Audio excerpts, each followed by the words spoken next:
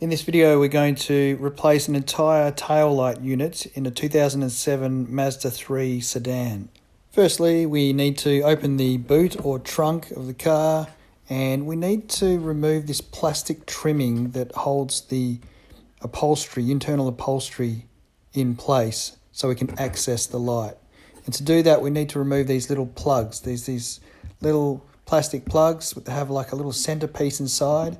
You just need to use your fingernail or something, to get underneath the center part, pop that out, and then the rest of the plug should be able to come out quite easily. There should be 2 or 3 on each side. Once the plugs are out, you can get a tool to help pry up the plastic trim, and you'll hear it unclick. It kind of sounds like you're breaking it, but you're not.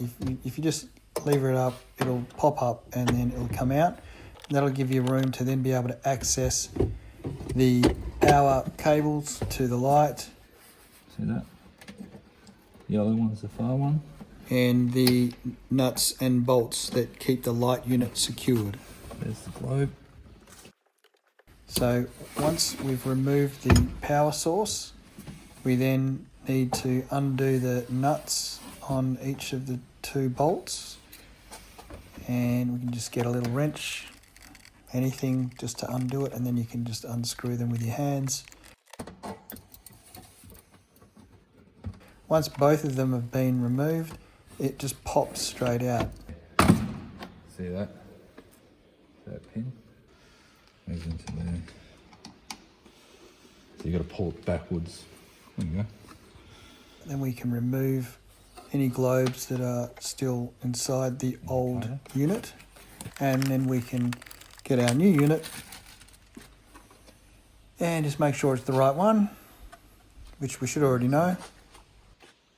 So now we can place the globes in the new unit, both the indicator and the tail light. The orange indicator globe will slot into the socket for the smaller clear light. We can then slot the unit back into place and clip the correct power sources onto the correct globes. And then we can apply the nuts back onto the bolts just with the fingers. We'll just do it with the fingers first, and we can then check whether the indicator, the brake light and the park light are all working okay. Yep.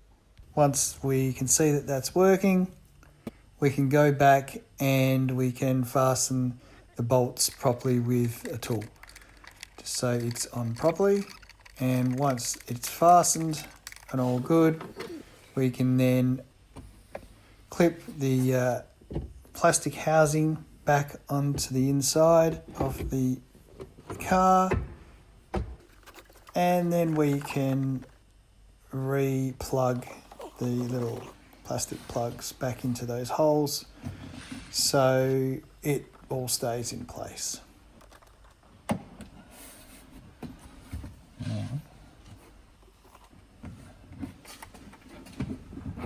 And there we have it. Everything's working fine. The same process applies for the other side, both sides, so we don't need to show you the right side. I hope this helps. Thanks for watching.